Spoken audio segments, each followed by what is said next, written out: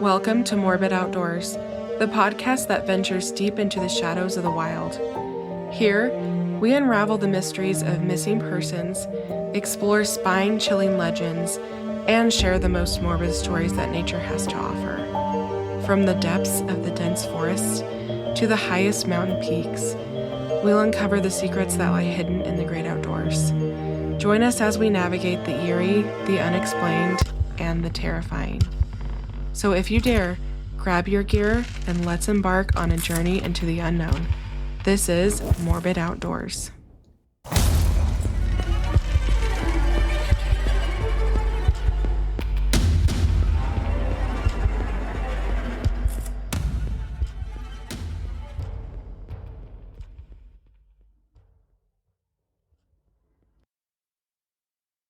Hello, everyone. So we got back from Canada and Glacier today, and I'm pre-recording this obviously, but we're now back home and we're so excited because it was a wonderful trip. But I have a little story to tell you about the beginning of our trip. So we drove to Canada in 2 days. We could have probably done it in 1 day, but because we travel with a dog, we like to break things up where we don't like to drive more than 8 hours in a day. And when we got to Waterton Park, Canada, it was like exactly 3 o'clock. And so we were able to check into our lodging. And just because I don't want to give too much away from this lodging, the lodging was great. We had a very, very good time. But when we arrived, something very sketchy was happening. So basically, we checked in, we started to, grab our bags from the car, and this was like a little motel. It was super cute, just redone, very nice little motel, and our room was on the second floor, so our room door was right by a set of stairs, just one set of stairs, and we were like, perfect, that makes things so much easier, right? So we go over. We're taking our bags and this guy rushes over to us. He works at the motel and he's just like, "What? Sorry, you can't use these stairs." And I was like, that's weird because there were there wasn't anything on them to where they wouldn't be usable. And I was like, I don't know, there was no construction. So I just thought that was strange. And he's like, "Sorry, it's just a safety thing for right now." And I was like, okay. So we had to walk to the other end of the parking lot, go up those stairs, and then around half of the motel to get to our room because they wouldn't let us use those stairs. And I was like, that's really weird, but okay, whatever. We'll just have to walk farther, not a big deal. We put some of our bags in the room and then we started to go outside of our room door so that we could get our dog stuff. And the manager of the hotel, I can only assume it was the manager because she was dressed a little bit more nicely, a little bit more like business versus like a uniform that the other people were wearing. And she's like, sorry, you can't come out of your room right now. So she's like, "Sorry, you can't come out of your room." And she's literally standing by our door, not letting us leave. She's like, "It's just a safety thing. We're transporting something." And I was like, okay, this is really, really strange. And my husband was like, maybe someone famous is staying here. And I was like, well, I could see that. It's a nice place. It's right by the lake.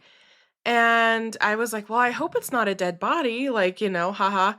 And so I'm talking with her, the door is cracked and I'm just talking with the manager and she's asking me about what we have planned and stuff like that. And then she's watching something be moved or someone move. And then she's like, okay, you're all good to come out now. She's like, and you can use these stairs now. And I was like, that is so weird. And then I'm standing on the railing, just scratching my head, what just happened? And I see 2 police officers down in the parking lot and they're talking to this woman that looks like she does the housekeeping because she's in that kind of uniform and she's kind of got this sullen look on her face and she looks kind of sad. And I was trying to be so quiet so that I could hear what was being said. And basically the cop, and I'm also like pretty good at reading lips, and the cop was like, is there anything else we can do for you? And the lady like shakes her head, and he pats her on the arm, and he's like, well, you go home and get some rest or something. And I was like, that's really weird. And then I'm like, oh my God, I think they actually were moving a dead body out of this motel. And so then I'm like, I asked my husband, I was like, I want to ask. Like, should I ask? Like, is this rude to ask? And he's like, no, you go ahead and do it. And so I was just being super nosy. And the admin office was like right by our room at the top of the stairs. So I go and I knock, and the manager's like eating, and she comes over, and I said, hey, I'm not trying to be nosy or anything, but I just like, were you guys moving a dead body? And she's like, no. And then she laughs a little bit, like nervously, and she's like, well, actually, yeah, but I shouldn't be saying anything. And I was like, well, I don't care. That doesn't bother me at all. And she was just like, well, it's just really sad. It was from natural causes. And then we kind of talked about how a lot of times it's pretty common for people to pass away on vacations when they're in higher elevations because of the strain on the heart and the lungs. And, there's a lot of people that have undiagnosed like heart issues. And when they go up to higher elevations, the body just reacts certain ways, and sometimes people pass away. Like, it's pretty common in national parks. Just really strange. And so I was like, oh my God, they actually were moving a dead body out. And if you've seen Schitt's Creek, the TV show, it was almost exactly like that scene. And I felt so sad because this is someone that was trying to enjoy their time and see more of the world. And it seems like, from what I can just assume, that the housekeeper went in to clean their room and discovered this person deceased. And it's really sad. It was really sad. And I wasn't like happy about it or anything, but I just want to mention that this also happened on Friday the 13th. Literally, we got to our motel and they were moving a dead body out on Friday the 13th. So I don't know. It's sad, but also like I will never forget that Friday the 13th because of those circumstances. And typically I'm not like super superstitious. I'm a little stitious. But yeah, that was just kind of insane and bizarre, like Twilight Zone. So that happened on our first day of arrival into Waterton Lakes National Park. And it was just all very strange. So very interesting. But the rest of our time in Waterton Lakes National Park was absolutely amazing. I highly encourage anyone to visit. It's just an hour north of Glacier National Park. So if you ever go to Glacier, you should just pop over the border if you have your passport, because the border crossing was easy, painless, wasn't a big deal. So while we were at Waterton, we did several hikes. We had high tea in the Prince of Wales Hotel, and the view was phenomenal. It looks like like something from a Wes Anderson movie, the hotel does. And we also took a shoreline cruise that took us into the United States, like in international waters, over the border from Canada and then back. And the reason they can do that is because Waterton Lakes National Park and Glacier National Park are an international peace park. And so it's really cool because they're kind of managed within the same like Parks Canada and the National Park Service. Like they partnered together to manage these two parks that are kind of one international peace park. So very beautiful. I tried poutine. It was sorry, Canadians. I don't think I got it from a great place, but I did try a beaver tail, and that was delicious. I got an apple pie beaver tail. I also tried Yorkshire pudding. It's not Canadian, but it is English, and it was okay. Not super impressed. My husband and I also decided to try all the Canadian candy we could find, and very interesting flavors up there. We only liked like one candy bar, and the rest were like, but beautiful time in Waterton Lakes National Park. You should go. And if you want to see photos from our time there, My personal Instagram is at LeesieRuck. It's also in the bio of the Morbid Outdoors podcast Instagram page. And so we had a wonderful time. And honestly, I would go back to Waterton. The cute little town was walkable. You could park, you could walk everywhere. It was amazing. The hikes were all dog friendly, so our dog was able to go with us on every hike. It was just so beautiful. And we saw 7 bears in one day, which was amazing. None of them were grizzly, but still cool to see black bears and their cubs. So, had a great time. I hope you guys are getting out there and enjoying the fall weather. And yeah, I mean, I'm always just like on a high after a trip. And now I'm kind of coming down off of that high, and it's kind of sad. But we have other like fun news. We are going to be moving into a house. So we have joined the homeowners club, I guess, and we are moving into a house like mid to late October. So that's also exciting, but also it's a lot of work. So I won't try to talk too much about that on here because that's not what you're here for. But let's just say I'm not looking forward to all the housework and the time not spent outside, but that is okay. So anyways, highly recommend Waterton Lakes National Park.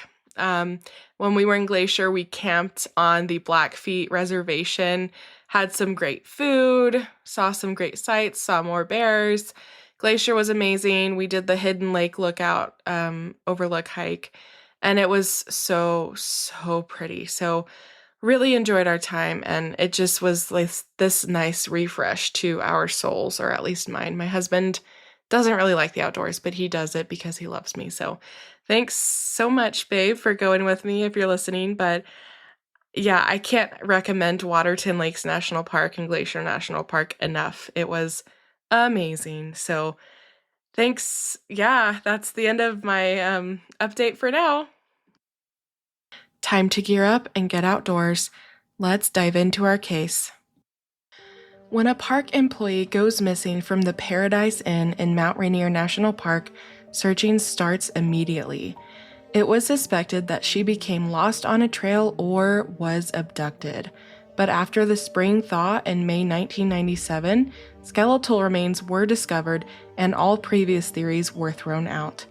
Almost 30 years later, the question of who or what killed the park employee remains a mystery.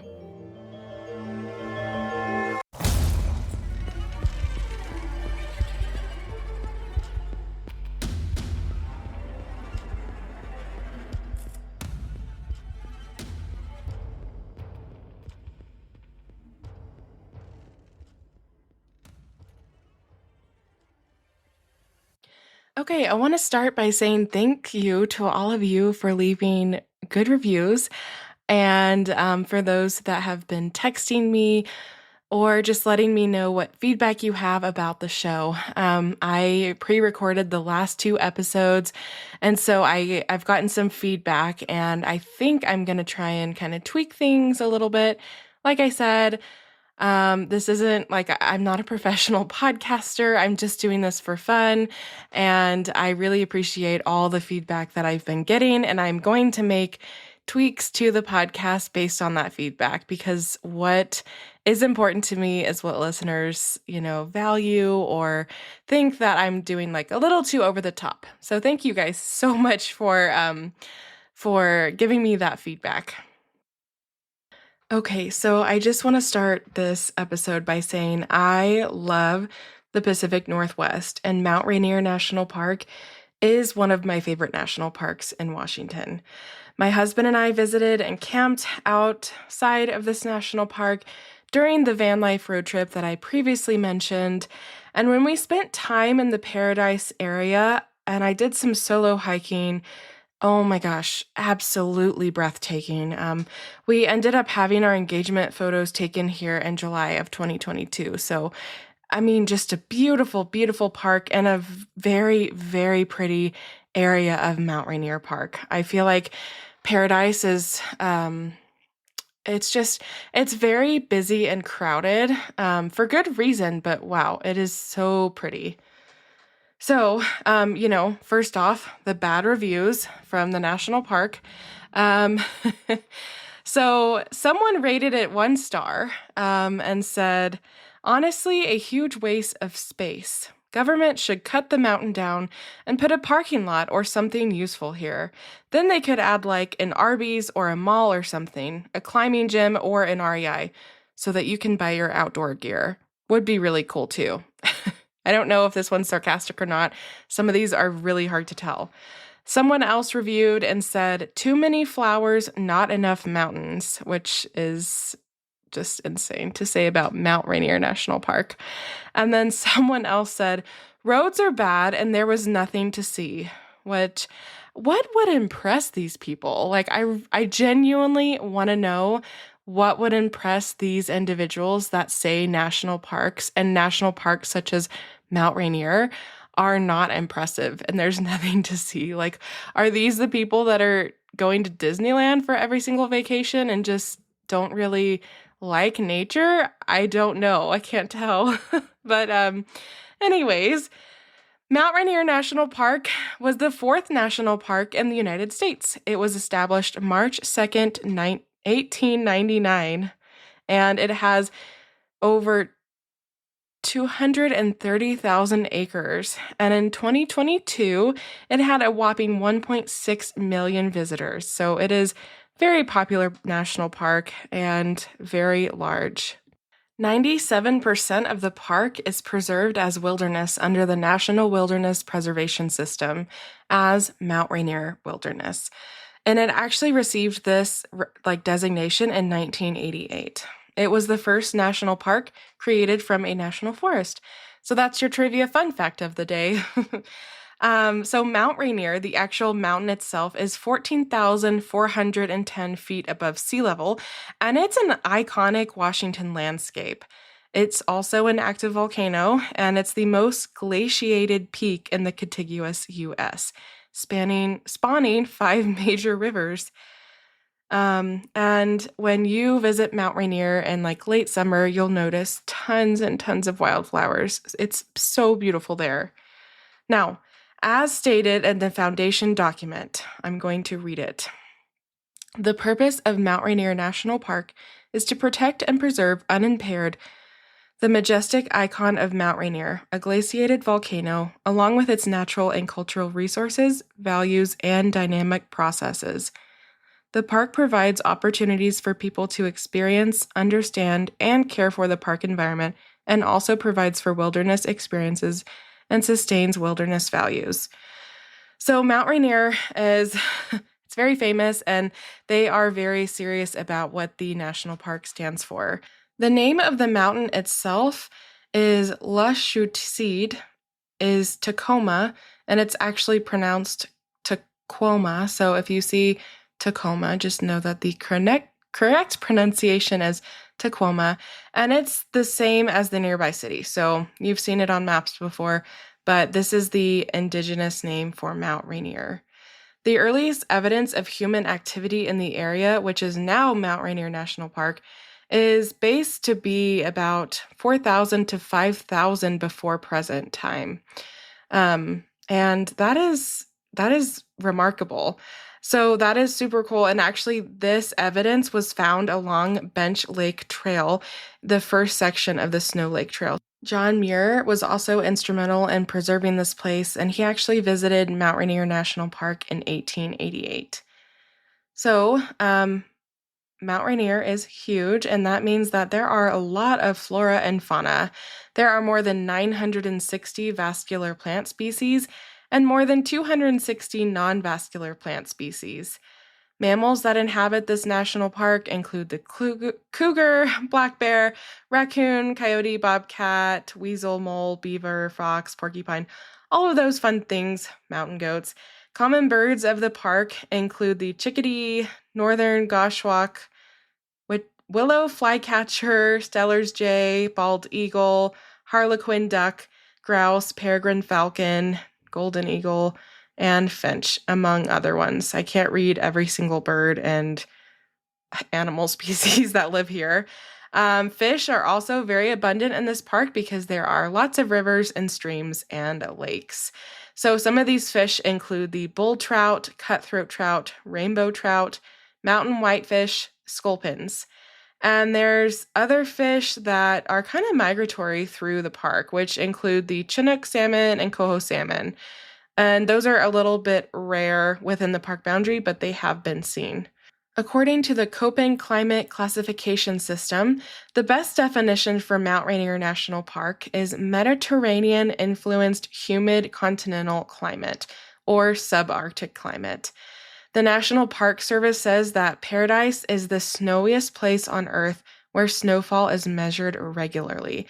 So where this story takes place, that is the Paradise-like area of the park, and it is so snowy in the winter. So I just wanted to point that out, that the National Park Service does say that this is the snowiest place on Earth.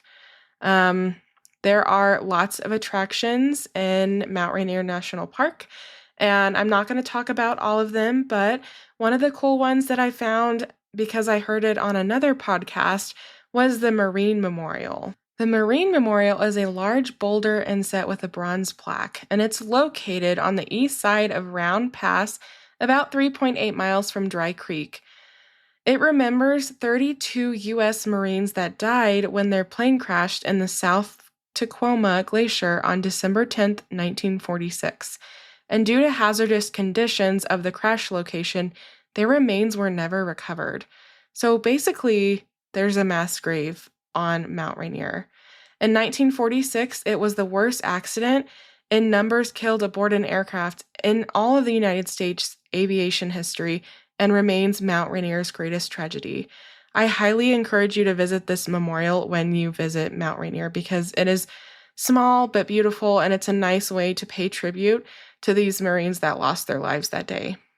So, for talking about the Paradise area specifically, this is the name given to this specific area of Mount Rainier National Park, and it's approximately 5,400 feet on the south slope of Mount Rainier.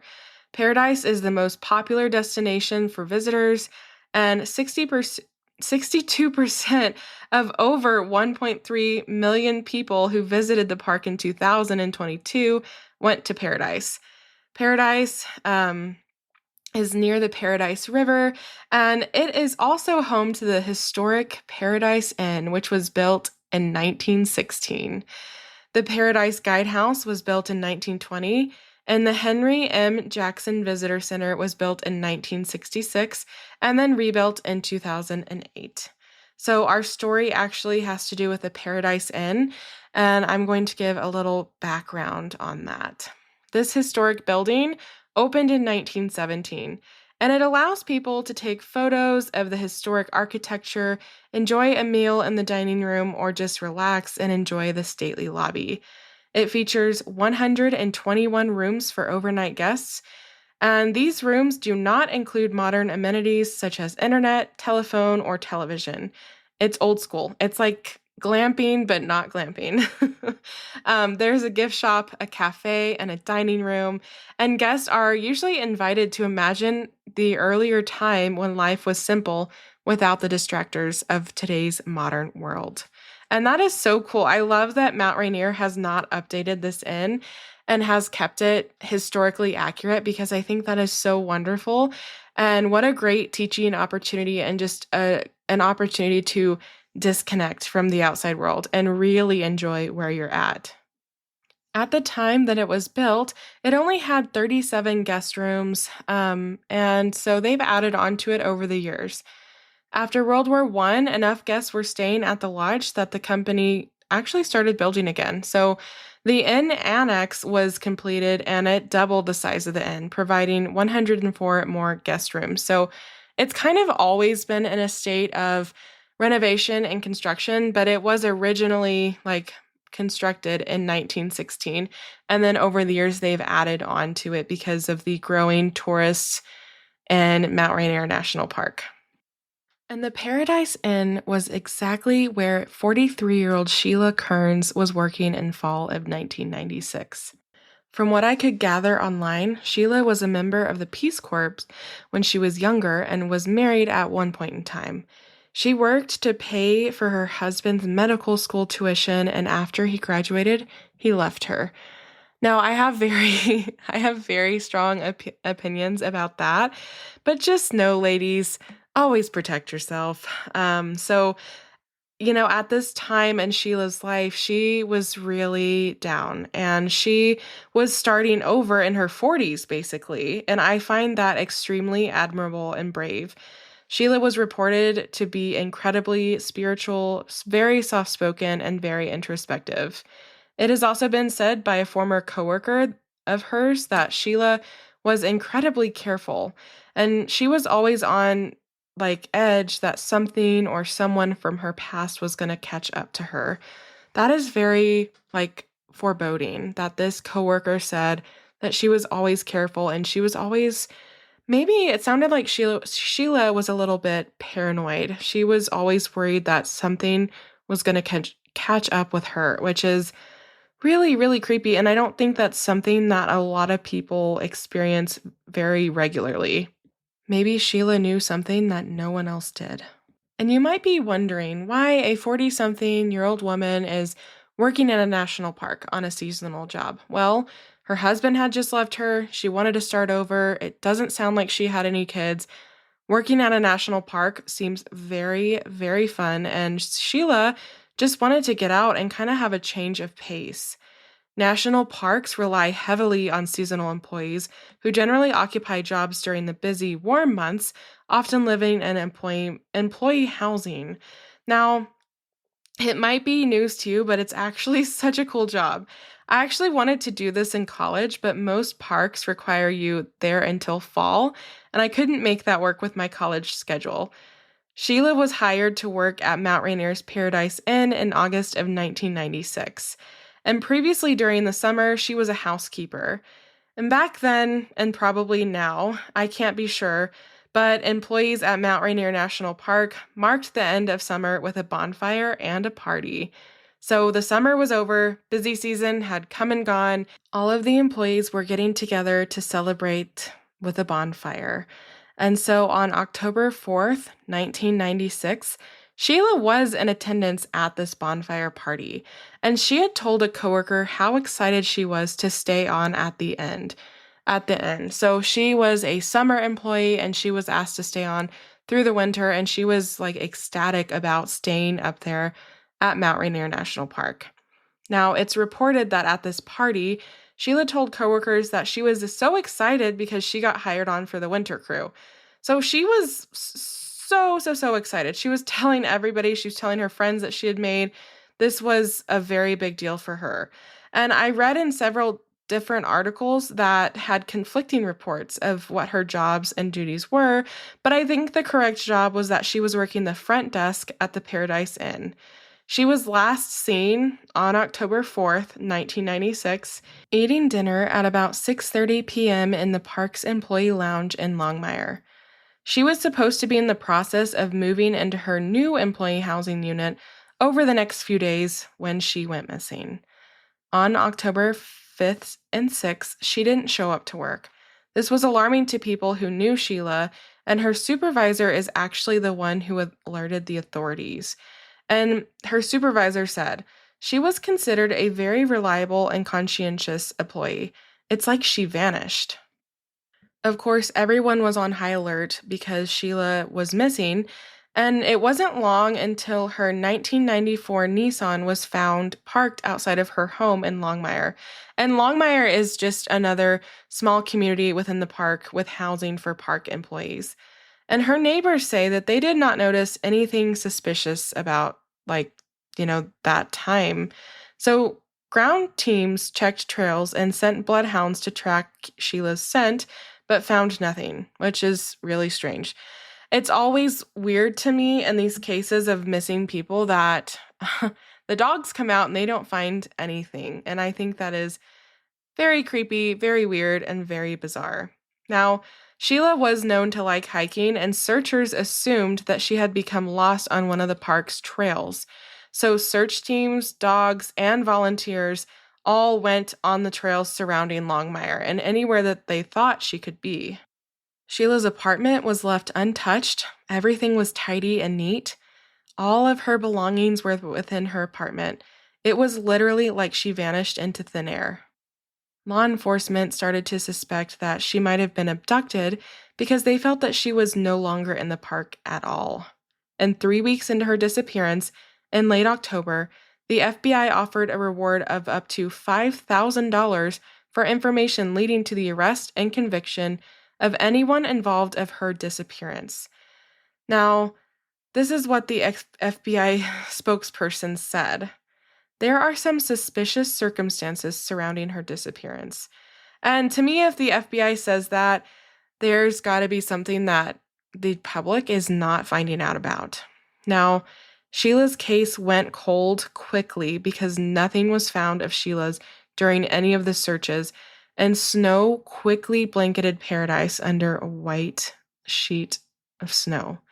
And like I said in the earlier part of the episode, this is the snowiest place on Earth where snow is recorded. Obviously, this entire time and throughout the winter, everyone thought that Sheila had been abducted, and everyone was kind of like on the edge of their seats. And especially other employees were scared because they really thought she had been abducted, and so other safety precautions were made. I just can't imagine how scary that must have been for the other female employees at Mount Rainier National Park that winter. The story picks back up the following May of 1997, exactly 7 months after Sheila's disappearance. Skeletal remains were found by a volunteer who was setting up a navigation course for park rangers early in the season. The remains were found at the community building on the old Longmire campground, which is near the housing she was moving into for the upcoming season. Her remains were scattered around a 300-yard area, and the scattering is likely due to animal activity or snow melting and things just getting kind of pushed around in the snow. Now, Sheila was from North Carolina, but I couldn't locate any information on her childhood, her personal life, or her obituary. So I don't really have a lot of information about her early life or what her obituary said. On May 14th, 1997, the News Tribune reported that a positive identification had been made using dental records. The FBI tried to identify a cause of death, but to my knowledge, a cause of death could not be identified due to the remains and the time and the weather. The FBI has multiple working theories about how Sheila was killed. Terry Postma, an FBI special agent, was quoted as saying, quote, "Two include that maybe she was attacked by a mountain lion or, some critter while she was out for a walk. There's also the theory that she was abducted and killed." When Sheila went missing, the FBI looked at a number of people as possible suspects, but investigators say that everyone was cleared. Like everyone that they interviewed and investigated were cleared. One of Sheila's former coworkers said that you definitely got the sense that she loved being up at the park in Mount Rainier. So that was a quote that was taken from a coworker, and it's just so heartbreaking because this was a coworker that worked with Sheila during the summer and then was supposed to work with her in the winter. And this coworker went on to say that the park doesn't hold the same magic as it once did for her because of Sheila's death. And she was also quoted as saying, "It's just a sinister type of aura around what happened to her." And it made you wonder, is there somebody out there? So one thing that I failed to do on past episodes was talk about theories, and I have some theories on Sheila's case. Now, she was supposed to be moving that weekend, and her body was found near the area where the employee housing was at, which is really strange because you'd have thought that the dogs would have picked up a scent. If she was out there the entire time, if her body was out there, how did the dogs not smell it or track it? It was not like way up on the mountain or way in the woods. It was literally by a community pavilion where park employee housing was. I don't buy the animal theory that the FBI put out there because I just don't think that that would have happened without someone hearing anything. And if you think about it, a lot of people were outside at this bonfire or moseying around. Someone would have heard an animal attack. I mean, she would have been screaming, right? So, animal attack for me just doesn't cut it in Sheila's case. Um, Another theory that I thought of was a medical issue. Let's say she was taking a walk. I mean, it's possible that she could have had an aneurysm and just dropped dead. And I hate to put it like that, but really, when you have an aneurysm, that's kind of what happens. It's impossible to predict, and it can happen to anyone, and some people are predisposed for them. So that's always a possibility.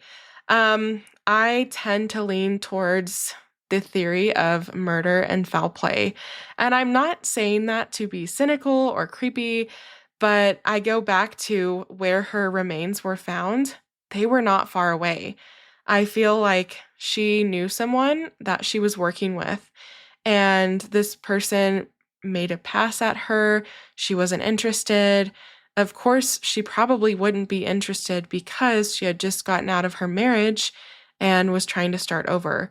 I can easily see this being a case of a male coworker making a pass at Sheila, getting turned down, probably having never been told no in his life, and him flying into a rage, strangling her, and just leaving her body out there. And I don't these are just theories. I have no evidence to say that I think that's what happened.